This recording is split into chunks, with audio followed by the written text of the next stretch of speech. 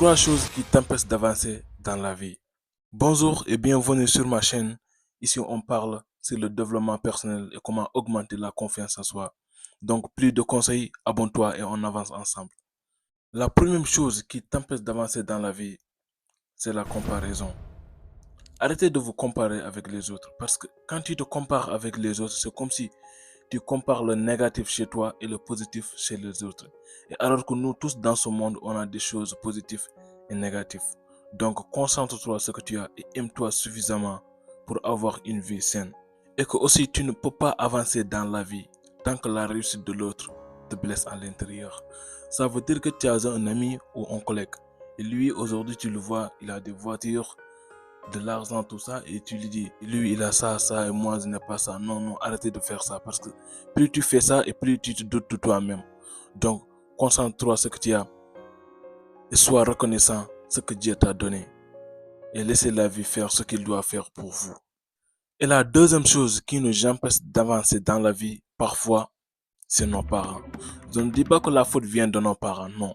Il y a des parents qui disent que, ouais, moi, dans mon enfance, j'ai raté ce boulot, donc je vais prendre mon fils, qu'il fasse ce boulot. Et alors que toi, tu n'aimes pas ce boulot.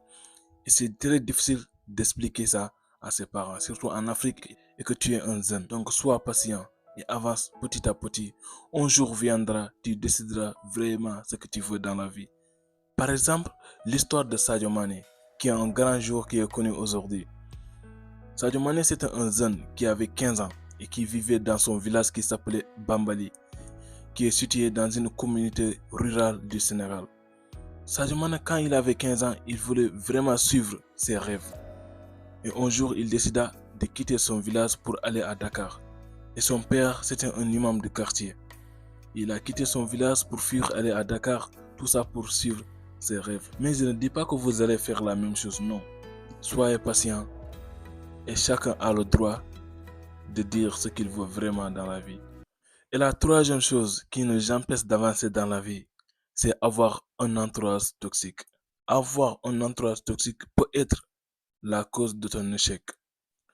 Si tu entoures avec des gens qui fument, même si tu ne fumes pas, tu finiras par dire ouais je vais goûter un peu, tu goûtes, le lendemain tu goûtes aussi, et peut-être tu finiras par être un fumeur.